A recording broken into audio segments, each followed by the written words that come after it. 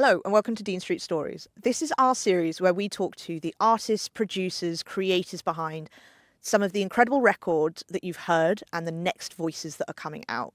So this is where we'll really get into the stories behind the music, the inspiration behind what made them, and also the journeys that people have taken to get where they are today. So without further ado, let's get into it.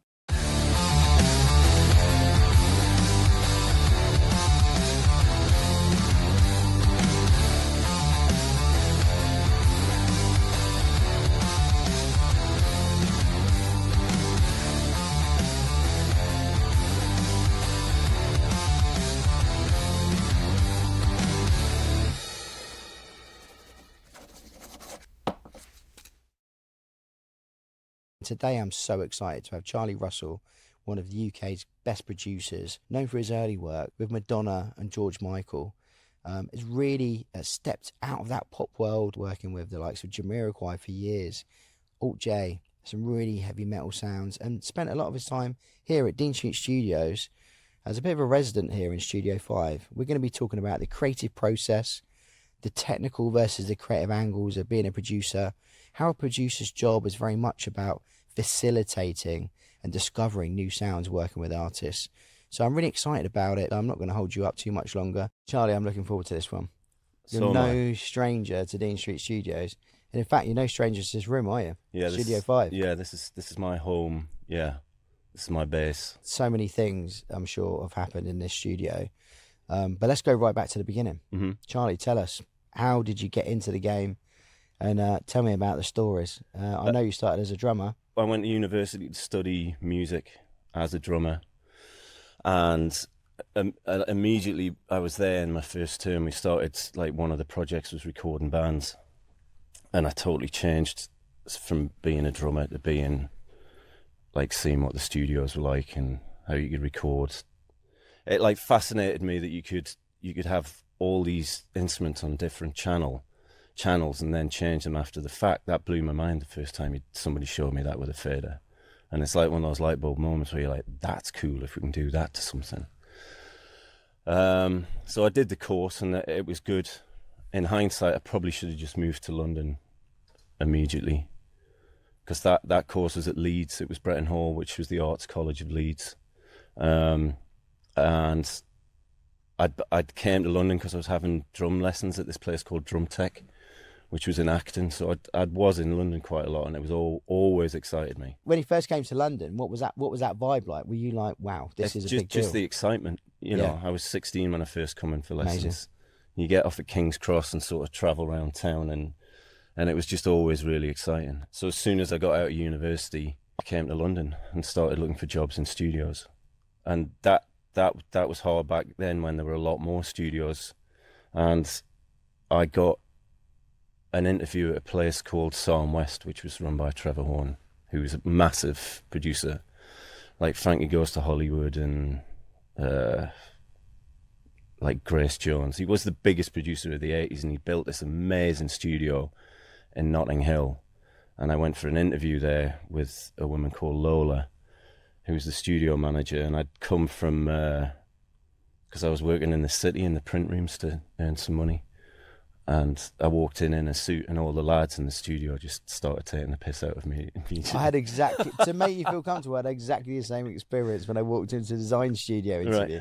Because, of course, you get all this from school and everything else. Make sure you wear your best suit and turn up everything else. It must have been a crazy experience for you. And she didn't hold back either. She was like, what the fuck are you wearing? It's like...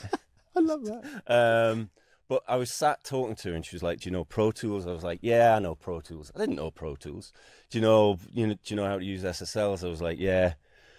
And I'd seen them. So, Charlie, you're telling me you blagged your way into your first job? Hang on. Because at the interview, I'm talking, and she goes, hold on a minute. And the door opens, and Madonna walks in. Mate. I'm a kid from Newcastle who's come to a studio for an interview.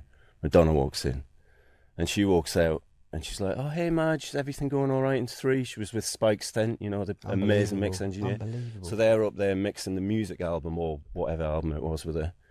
And she comes and sits back down like nothing's happened. And I was like, was that Madonna? She was like, yeah. She was like, so tell me more about where you went. I was like, and in my head, I'm like, Madonna's in this building, Madonna's in this building. And then the buzzer goes again and somebody walks in. She goes, just a second. And I swear, I'm not making this up. It was George Michael. And he walked in. And she came back into the room again. I was like, was that George Michael? She was like, yeah. And she says, right, it's women's instinct. I'm going to offer you a job. You have to answer the phones in the middle of the night. You don't get to go into the studios till we know that you're cool with everything. And she said, how much money do you want to work here? And I said, you're going to pay me to work here? Because it was that was the height of what was going on at that time. It was early 2000s. So Imagine George that. was doing his new album, Madonna, and Spike was in there. Johnny Douglas was in Studio 4. Like, Trevor owned the place. I was like, whatever happens, I have to get into this building to work with these people to see how it works. I mean, so you got your kid from Leeds has come down. You've been at uni. You've been in a band drumming. Mm-hmm. Obviously, pop music. You're aware of all the big artists. You walk into the interview and it's got a revolving door of mainstream artists. Yeah. And what did you when he left that day? Did he go home like pinch yourself? Oh, it's running back. You know, we just got this place in like West Kensington. Running back, bought a bottle of wine, just ran through the doors and told my girlfriend, like, this is it. I've found the place where I need to be. Take me on a bit of a journey from those early days to where we are now. At Psalm with Trevor, I was working on the George stuff, and then a big client came in, and it was in the days of when Pop Idol was starting, and that machine was massive. I'll bet. And the studio manager said, I'm going to take you out of Johnny's room, because she was like, I wasn't doing a lot in Johnny's room with George. You know, I was taking the dog for a walk, I was making tea, I was sorting them out with whatever they wanted. And to be fair to her, she was like, you need to get on something more technical, because you are on a good session. But Johnny basically had this set up, and George would sing, and, you know, I'd make sure that everybody was but I wasn't engineering, I wasn't really doing anything. Sure. I bet you were really like keen to get going and start. I was keen to get going. And again, because Lola, who didn't pull any punches, because it was Notting Hill, and, you know, it could get a bit rough at night, and so I'd take George's out for a walk with Lola's dog, and we. Oh, you literally did. I thought that was just. No. But amazing. Love that. That's great. And I was, you know, those days when you're just in a mood sometimes. And I was walking around the block, and you know, I'm cleaning up after the dog, and Lola's like, "What's up with your face?" I was like, "Well, I started at the studio, and, you know, I thought I'd be like making big records or writing, chief dog walker." Yeah. And I said, I'm making tea and taking a dog for a walk, and she went, it is George Michael's dog. Exactly. And she couldn't have summed it up better. And she was like, just stay in there, do your thing, and it'll be fine. Anyway, so she pulled me off that session to go into this Pop Idol thing, and I begged her not to. Like, literally on my knees, I was like, don't put me in with that. I want to stay on this. She was like, just do it. And because you didn't feel it was credible at the time, because it's brand new. No, it wasn't that. I was just. Or you were just so locked in with. Because there was Radiohead, Coldplay, like they were doing remasters of Led Zeppelin, and wow. Paul McCartney was in with Michael Brower mixing, and, you know, you're going to go in this room with. I didn't know who was coming in. It was all those artists at the time. Yeah. But one of the artists came. It was Liberty X, and the producer ended up using one of my backing tracks. And I got this like massive publishing deal off the back of it. Amazing.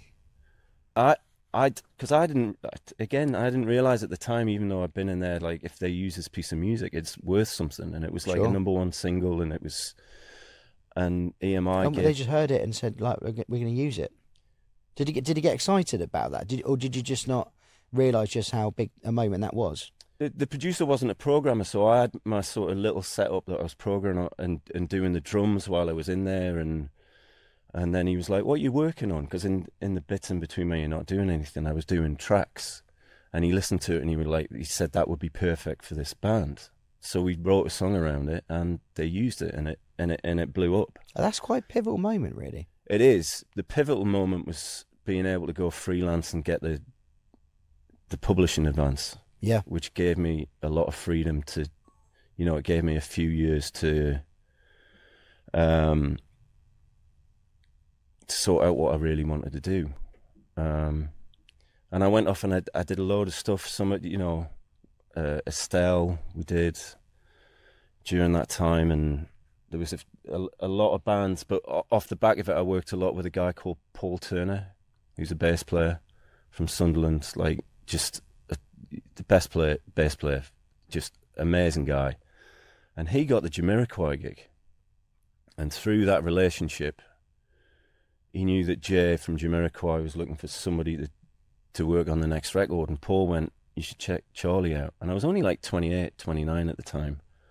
But I went up to Jay's house and we talked about cars. We went to the pub, came back, and we started recording some vocals on some tracks that he'd already done. And came back the next day, did the same thing, and then his manager phoned and she was like, Jay wants to book you for 3 months. For 3 months? 3 months. And that 3 months turned into 2 years, and it went from engineering to producing. That's crazy, isn't it? I lived with Jay and we travelled the world touring. And then once you've got one of those under your belt and dealing with, it was going through Universal Music at the time, it just gives people more confidence in what you're doing. And pretty much straight after that record, we did some of that at Psalm Hook End with an engineer called Alex Beitzke, who ended up being head engineer down here. And he's the one that said, you should come down to Dean Street, you'll really love it. So I came down here, met Jazz, had a look around, and I was like, this place is fantastic. And I didn't know it existed. And from being in residential studios and, Jay's studio was out at his house, and being in the middle of Soho and seeing this place, I was just like, we've got to get a room here. And you almost didn't leave, did you? I sort of haven't left. No. Yeah, it's awesome. On and off. We had Studio 4 to start with, which is now the big Dolby Atmos suite. Definitely didn't look like that when we moved in. But then this room became free and we took this. And I've had it pretty much full time since then. It's definitely my base. And again, just like a safe space where I can come down and people are here that I know and I trust and that I love. And yeah, it's a phenomenal building. It is. Because it's built by Jazz, who's had that heritage in music. Her dad was in 10 years after, and she's grown up at Hook End, actually, which was Trevor bought off her dad, I think, or somewhere down the line. She has that mentality that makes music what it is, and how she runs this place. And it's phenomenal, because there's a feeling in this building that you don't get in other studios. I felt that the first time I came down here, because you come off that busy Soho street. Yeah. The second you're through that door and you come down those steps and you see all of the signatures and everything on the walls, and then you walk into rooms where amazing people have made amazing things happen, it feels you have that massive feeling of epicness that's happened here, but at the same time it feels like a home from home. Yeah, and it feels like you can be creative, and then you've got the technical capabilities of Atmos and everything else. It's it's a phenomenal studio in the heart of the most exciting part of one of the most exciting cities in the world. Especially when people come out of town to work, they can't, they walk down the stairs and they're like, it's unbelievable. And it raises the game, especially if there's somebody massive in next door and they walk past Adele in the corridor or whoever else is down. That's a great thing about Studio 5. It's so accessible. And to think of an artist that's maybe just starting up or wants to lay down a couple of tracks, wants to work with an engineer for the first time, they can step into Dean Street, not feel out of depth, really get a great warm reception, and come into the studio where great things have happened. And this room's been set up over 10 years specifically for writing and mixing, so the way people feel comfortable. It's not rammed with gear, because you don't need tons when you're doing that. You need a couple of couches where people can look at each other and play, Just feel comfortable, yeah. Just big pair of speakers. And the massive majority of people now just plug their laptop in, and that's their workspace anyway. How's that time changed, Charlie, with production, where you've got tools so cost effective and everything on laptops and things like that. I feel like although that's great, I feel like working in isolation isn't the place to be. To come to a studio like this where you can collaborate and feel much more of an energy around what you're doing. Yeah, collaborating's good. For as amazing as all the technology is now, and how it's, it does allow creativity, but again, it's just another tool. It's another tool to get the stuff going, and keeping up with what the kids are doing with all that stuff and the sounds they make, and you're just like, that's brilliant. And I think why there's such a romanticism with tape is because you're like, oh, that's something that we don't have access to now. Yep, we've seen it, haven't we? The resurgence of vinyl. Like, I'm from an era where, like, I was starting out on tape. It was sort of half and half when I started at Psalm. So I just think it's a pain in the arse. Yeah.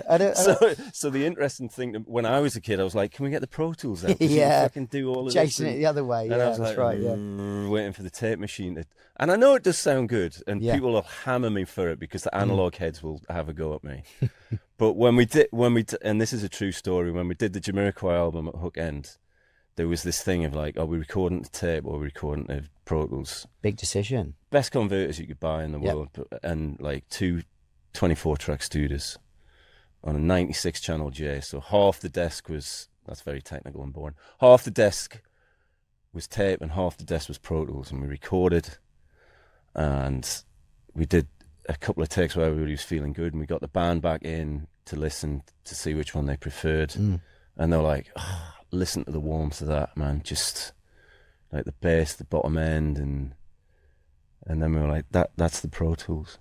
Wow, that's amazing. And I'm not, because tape does sound amazing, but like pushing it backwards and forwards, and that's what I mean, like with budgets with younger bands and that technology that you have, I'd rather have a band getting really excited in the studio where we can get on with it without spending £1,000 a day on like tape.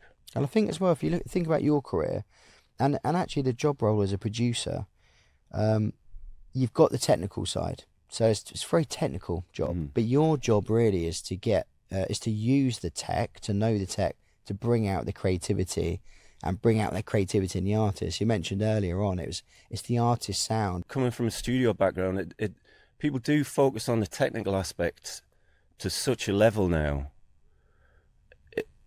that they sometimes forget what the point of it is. Working with bands that are obsessed to recording to tape or to click tracks or things like that, and you're like, hang on, it's what you're doing in front of the microphones that really matters. The rest of it is just a technique. And I know there's subtle differences in that, and we have to keep an eye on it. But the important bit is the songs and the artists and how the people who are watching that feel from it. Yeah. And if you don't feel it when you're listening back to it, I don't think putting it on a tape machine or running at 96K or using a different preamp is really going to change your opinion that much. Yeah, love that. And I think as well, when you talk about feeling, that's probably really it's a real good point, because the music is an experience, and the feeling that you get from music is what you help get out of artists. That probably, when you're focused on that and not a particular technical sound, that's probably helped you over your career, because I know you've worked with artists from, like you said, the big pop artists, right through to Alt J, right through to some pretty heavy metal sounds. And therefore what we're talking about is actually the feeling of music, not a specific sound. So it enables you to work creatively with so many artists, right? Knowing what they want, because I'm not the artist. They are. And it's a lot of people forget, and you'll see it in all walks of creative, when it becomes more about the person making it than the person it's about, that's when the wheels fall off. Like, if they don't like it or they don't like what they're doing, then it's sort of pointless. And your opinion, not that it doesn't matter, but you've got to make sure that they believe in it. It's their record. I only see it from a musical point of view. I know it's been said before, you're one of these producers that will find, even the most established artists, you'll find something in them that excites them, that you shine light on some creativity that they didn't even know was there. And it is creative and technical, such a blend, isn't it? Yeah, Well, not letting the technical thing get in the way of what you're meant to be doing. You know, if a singer's ready to go, you're like, let's get it in record. It's more about capturing that. I know the beauty of using the right microphones and preamps, and having the bravery to drive things, because it'll make your chest sound a certain way, but you can't control any of that. And keeping the atmosphere and energy up when people are creating is really important. And you can feel it in a room when it dips, Yep. When people are doing everybody feels it, and sometimes you try and battle through it and you're like, should we just... It's an energy, isn't it? Yeah, should we just have a rest, and then we'll come back to it, and then you build up to a point. And this is what I mean, because however long you've got to do something, that there'll be a window where the stuff that's happening that you keep, and it's being aware of when those bits are popping in, and when they're really just like, right, this is the power hour. Yeah. I don't like having loads of people around when I'm tracking, because again, it just changes the atmosphere slightly, and I always used to call it getting lost in something. If you're doing something really good, in the end of it, you know it's been really good. You get lost. And I was talking to a guy that does sports science about this on a totally different subject, and he was like, Sure. It's called flow state. It's when you forget all that other stuff, and the subconscious bit of your brain lets you do what you're meant to be doing. Nice.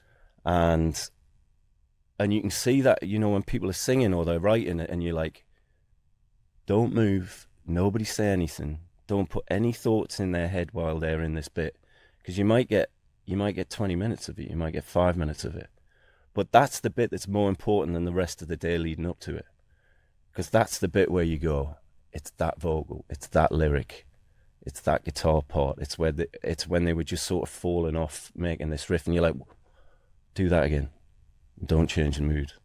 And if there's loads of people in the room, I don't know if that thing can happen, because somebody will go, oh, that was amazing, and you're like, oh no, the mood's gone. Yeah. Yeah. That's it. I think as well, what's interesting about what you're talking about, the flow state, and also you're a facilitator of that creativity. Uh-huh. You have a bond, you have a kind of relationship, you're in it together with the artist. The creative process isn't this linear roadmap where all of this productivity is happening in a linear fashion. There's obviously methodology to things. Yeah. But there isn't an exact science or methodology to everything for every artist in every way. I think what you do is you bring in the right producer in to have a relationship and have an understanding with the artist. Then you have an environment like Dean Street where that can happen. Mm-hmm.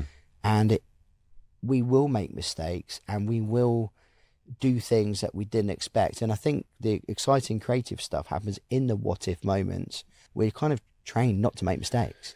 And therefore, we're never going to take any risks, and we won't discover the what ifs. And then the beautiful things that we know happen in between those spaces, we're going to miss them.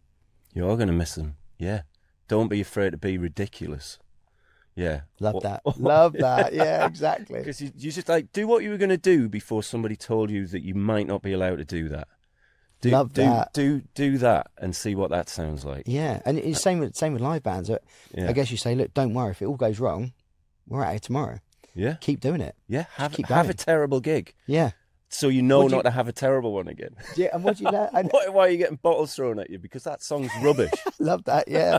And that's a great thing. It goes to real talk. It's a real thing, isn't it? It's like, I think until you try it, you don't know. And it's always hard work, and it's that feeling. And you've been to those gigs with them where it's been terrible, and they've gone, well, right, we're quitting. This is it. The band's rubbish, and you're just like, no, just do another one. And see, like those moments in life where something just clicks. Your own story is a good example of it. It takes one moment. Yeah. One moment is pivotal. Yeah. It's like a domino effect. One thing happens, a door opens, you're in there all of a sudden, I mean, you drive yourself mad if you thought about that. Yeah. Like if Paul hadn't texted Jay to say, I know. Just get this little Geordie kid up to record some vocals with you. And yeah. Like everything would have been totally different. Yeah, exactly. And do you think what other moments do you think you had in your career where you kind of think there was a wow moment? That was obviously such a big door opener, that one. One of the first moments you know, like coming from Newcastle, I was a huge like Police and Sting fan growing up, and he had a drummer called Vinny Colaiuta, who just amazing because I was a drummer as well, and we went to this gig at Newcastle Arena that, you know, Sting was doing, and by some chance this guy called Jeff, who was a family friend, was sort of in the industry. He did like films and TV stuff, and he was like, "Oh, I know Sting, come and meet him afterwards." And I was like, "What?" And he was like, "Just walk in with me." And I was like, "I haven't got a pass," and he was like, "Don't worry about that." And he just walked straight past the security, and he was like, "He's with me." And he was like, "Hasn't got a pass." He was like, "I don't care." And he just sort of pushed his way through, and I ended up in this room with Sting, and Vinny wasn't there. And how old were you at this age? I think I was 17. 17, unbelievable. 17, and then I'm in this room, and I'm stood with Sting, and I was like, "Oh, it's not just for other people. You this thing that you think's unobtainable on the stage in front of you, when you're backstage, it's just people hanging about." So, and Jeff's attitude on life was a big turning point when I was that age, because he had that talk where he's like, "Why aren't you just getting on with stuff?" Yeah. And I always go back to him. It's meeting those people that tell you not to give a shit. Yeah. And I guess they also teach you that people are just people. Yeah. You know, we'll go to bed at night, we'll wake up the same way, we'll jump in the car, we'll brush teeth, and everyone's it's not people, just people. But they happen to be in different spaces, and it's like, I guess, but until you get that moment, and then of course you're exposed to that, that's your normality. You know, when we sit here and we talk about some of the things you've been up to and who you've seen in a day, I'm just like, wow. But for you, it's normal. It's normality. Well, it's still exciting all the time. Yeah. I still appreciate that I get to do this. Yeah. For the amount of days I wake up going, I'm in a mood. But everybody gets in the mood. Yeah. A really good guy. Do you know Michael Brower? I don't know if you know him. He's like a mix engineer. He works out of Electric Lady. But he did everything. He did, you know, he mixed Fix You by Coldplay. And wow. Going to watch him, he's just this really ballsy New Yorker. Like, what the fuck? You know, like, just shouting at everybody, you know. But his job when you're a mix engineer was getting the projects finished and watching him work with the bands. You know, because again, like, as a creative person, you're like, is the mix right? And you'd be looking, you know, all right, and like the guitarist would be like, can I have the guitar up? And you're like, oh yeah, I'll try and make everybody happy. And Brower was like, what do you guys want? What do you want? He was like, sounds great. Are we going to print this or not? And do people feel confidence in that leadership there? Because they trust it? Because he knew the right moment to say to them, you're going to have to finish this album at some point. And that, I guess that takes me back to that earlier question around the creative process. Without a deadline, without those stakeholders pushing you and say, this is a date, this is when we're going to press, this is when it's a closed job. Without that, just like any creative process, could go on forever, couldn't it? It could go on forever.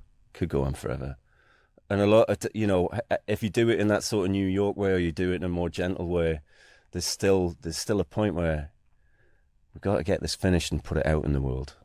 At some point, we have to give this over, and we have to go, it's done. And sometimes getting the artist to that point is the most difficult thing. The last 5% can take 90% of the time. As always, yeah. Has there ever been any experiences going the other way where it's taken you so much less time to arrive at that point than you thought you would? Where you're like, you get there so much quicker and you think, no, that's it. That is it. It's done. Yeah. On that, there's an artist called Rhys Lewis, and he had a song called No Right to Love You, and they did like 4 different versions of it with the label, and we done one on an iPhone in here, and the label phone, they were like, can you just do one like you did it in the room with like the amp on and the mic on?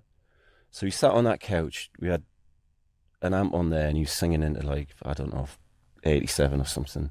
They were redoing the studio next door, so we're having to like chop out hammer noises and things. Love it, yeah. We spent, I don't know, 2 hours recording it, then went for lunch, printed it and sent it in. And that's one of the biggest, I think it's at 200 million streams now. Unbelievable.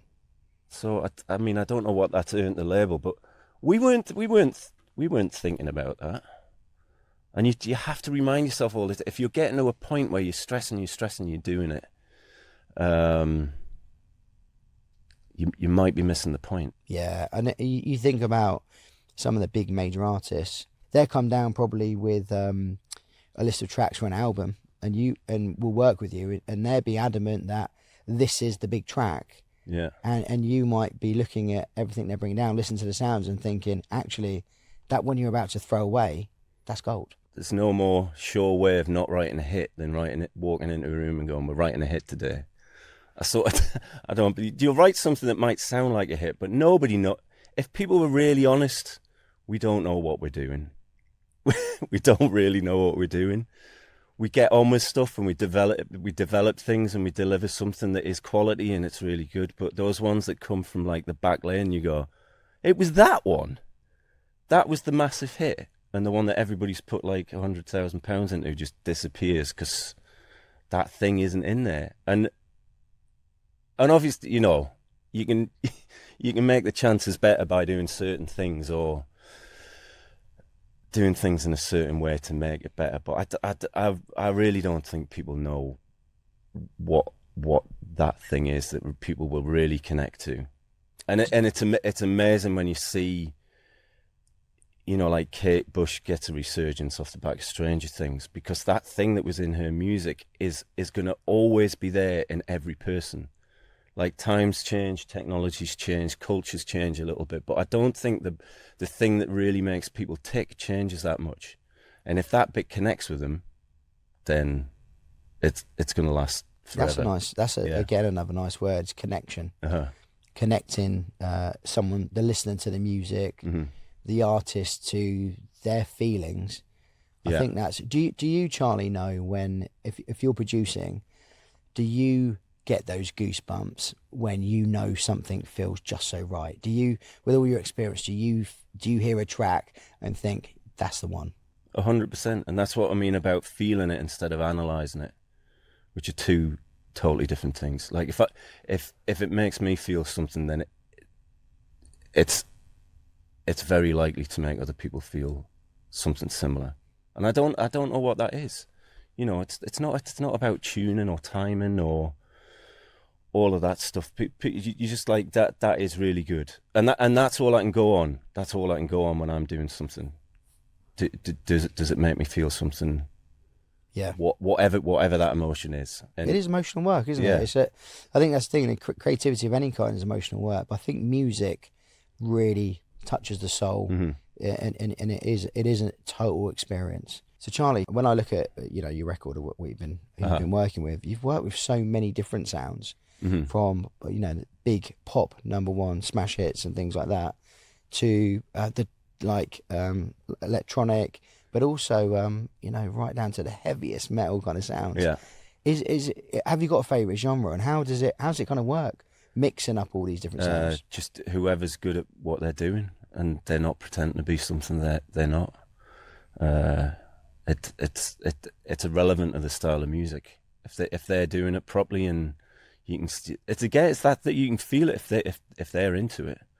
Doesn't matter if they're doing like some like super chilled acoustic, like those songs that mean something to them, they're in it, or like those full on heavy metal things that are totally different style but the same energy. Yeah, and it's the Neil Young thing when he said punk's not a style of music, it's a state of mind. I love that, because it's like, what are we doing today? What is it you want to do? When people are like, I don't know, maybe you should try something. Just like, no, tell us what we're going to do today. And those people that badger you and ask for stuff, and you're trying to keep up with them, they're the ones I want to work with. If I'm struggling to keep up with them, I know that something's right. It's I shouldn't have to push too much. That's great. So you're pushed on with the artist. You're pushing the artist. They're pushing you. Yeah. Together, you're reaching a new height. Basically, you're discovering a new thing. Yeah. I love that.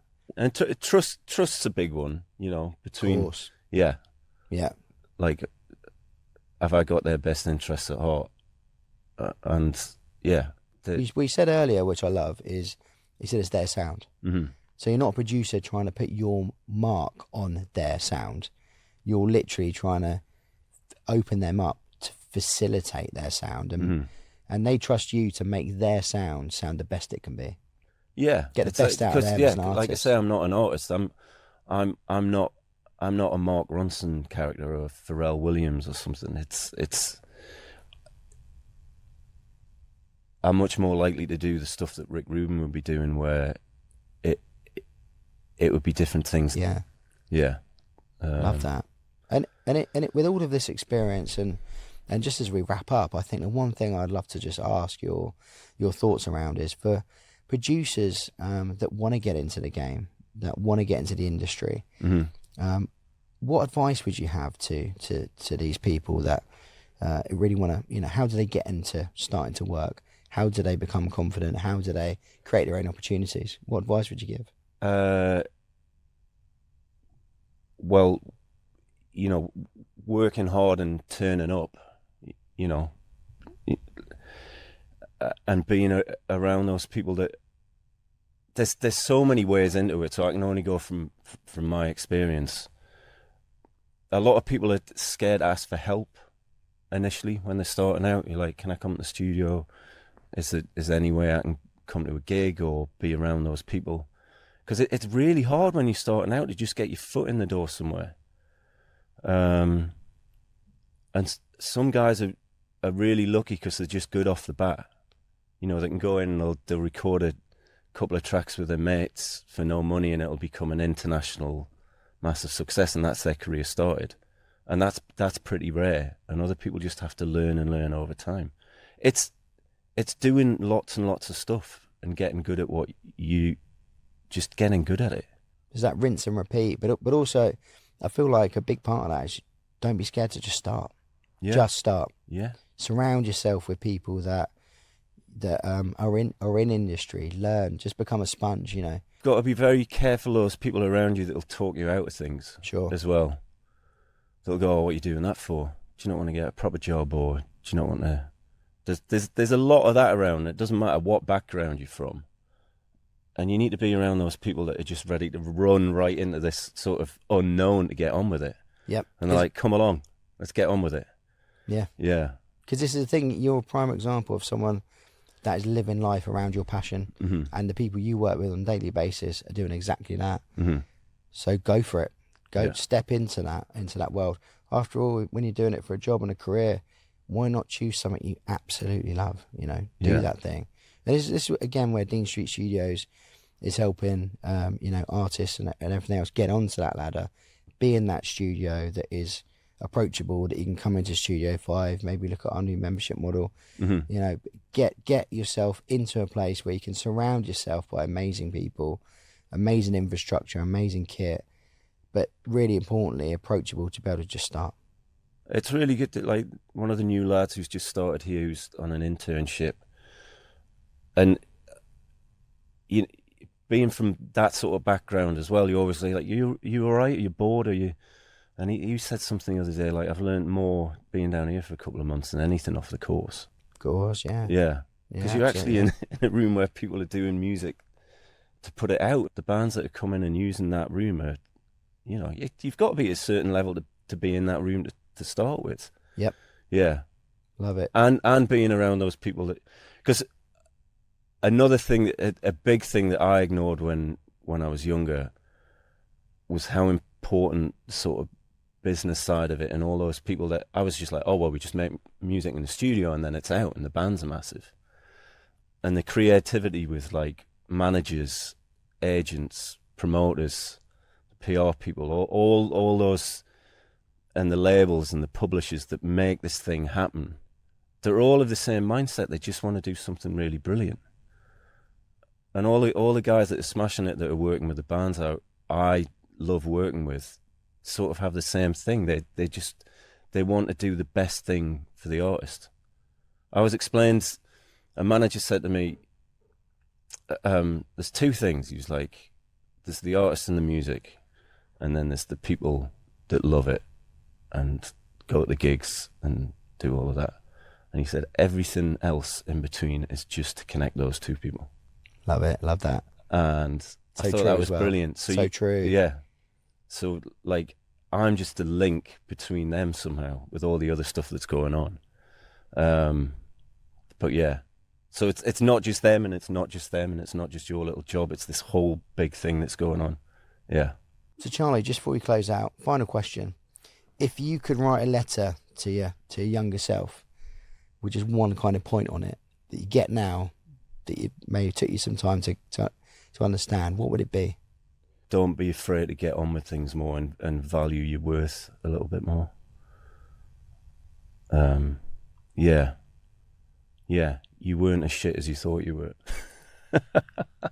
Love that. I love the honest chat, because it's so important for people to take away. Charlie, it's been a blast, mate. Yeah, thanks so much for your time. I think it's great second episode. Dean Street Stories, okay. Absolute awesome one. I really enjoyed that. Yeah, really good. Love you lot. Nice. Awesome. Thank you so much for listening to this episode. We hope you've enjoyed it. For more conversations with artists, producers, and the amazing people here at Dean Street, don't forget to follow and subscribe. And if you want to know anything else about the incredible things that the team do here, don't forget to check out the Dean Street website.